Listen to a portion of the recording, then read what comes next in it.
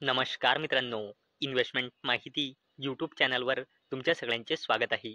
तर मित्रांनो, आजच्या व्हिडिओमध्ये आपण टोटल अशा 10 कंपन्यांबद्दल बोलणार आहोत, ज्यांनी डिव्हिडंड किंवा स्टॉक स्प्लिट किंवा बोनस शेअर अनाऊन्स केला आहे. तर चला व्हिडिओ स्टार्ट करूया. तर सगळ्यात पहिले बोलूया टाटा ग्रुपच्या जबरदस्त कंपनीबद्दल, जिचे नाव आहे टाटा टेक्नॉलॉजीज लिमिटेड.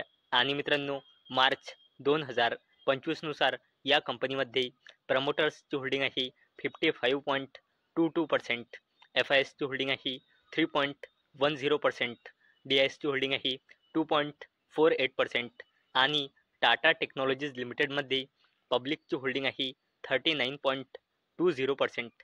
आणि मित्रांनो, टाटा टेक्नॉलॉजीज लिमिटेडने 8 रुपये 35 पैसेचा फायनल डिव्हिडंड आणि 3 रुपये 35 पैसेचा स्पेशल डिव्हिडंड अनाऊन्स केला आहे. म्हणजे मित्रांनो, टाटा टेक्नॉलॉजीज लिमिटेडने टोटल डिव्हिडंड अनाऊन्स केला आहे 11 रुपये 70 पैसेचा. आणि याला देण्यासाठी टाटा टेक्नॉलॉजीज लिमिटेडने रेकॉर्ड डेट फिक्स केली आहे 16 जून 2025.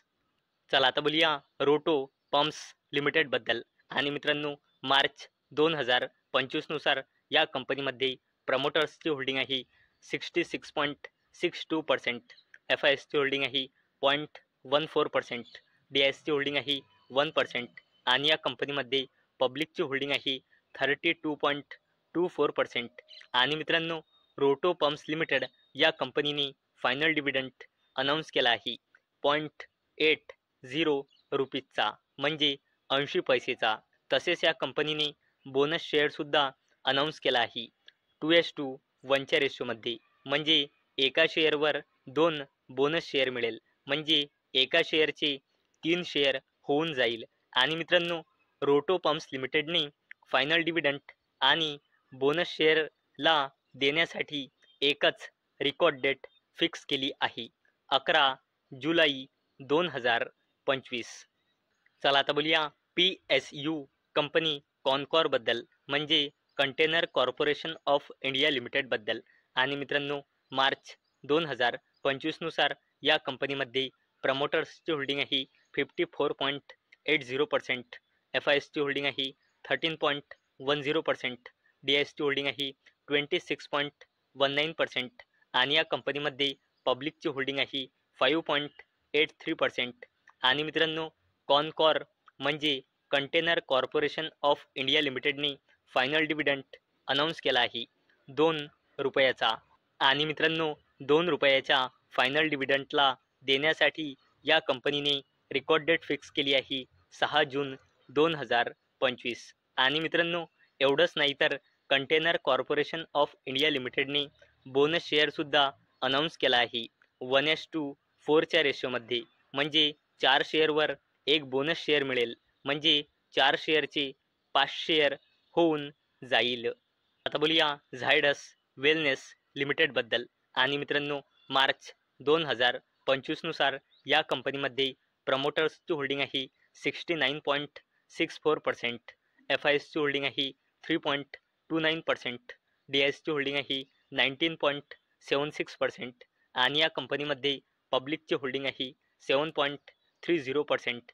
आणि मित्रांनो, झायडस वेलनेस लिमिटेड या कंपनीने फायनल डिव्हिडंड अनाऊन्स केला आहे 6 रुपयाचा. आणि या 6 रुपयाच्या फायनल डिव्हिडंडला देण्यासाठी या कंपनीने रेकॉर्ड डेट फिक्स केली आहे 11 जुलै 2025. आणि मित्रांनो, एवढंच नाही तर झायडस वेलनेस लिमिटेड या कंपनीने स्टॉक स्प्लिटसुद्धा अनाऊन्स केला आहे 1:5च्या रेशोमध्ये, म्हणजे एका शेअरचे 5 शेअर होऊन जाईल. चला आता बोलूया टाटा ग्रुपच्या अजून एका कंपनीबद्दल, जिचे नाव आहे इंडियन हॉटेल्स कंपनी लिमिटेड. आणि मित्रांनो, मार्च 2025 नुसार या कंपनीमध्ये प्रमोटर्सची होल्डिंग आहे 38.12%, एफ आय एसची होल्डिंग आहे 26.96%, डी आय एसची होल्डिंग आहे 19.05% आणि या कंपनीमध्ये पब्लिकची होल्डिंग आहे 15.74%. आणि मित्रांनो, इंडियन हॉटेल्स कंपनी लिमिटेड या कंपनीने फायनल डिव्हिडंड अनाऊन्स केला आहे ₹2.25चा आणि या ₹2.25च्या फायनल डिव्हिडंडला देण्यासाठी या कंपनीने रेकॉर्ड डेट फिक्स केली आहे 30 जून 2025. चला आता बोलूया अशोक लीलँड लिमिटेडबद्दल. आणि मित्रांनो, मार्च 2025 नुसार या कंपनीमध्ये प्रमोटर्सची होल्डिंग आहे 51.52%, FISची होल्डिंग आहे 23.50%, DISची होल्डिंग आहे 14.06% आणि या कंपनीमध्ये पब्लिकची होल्डिंग आहे 10.84%.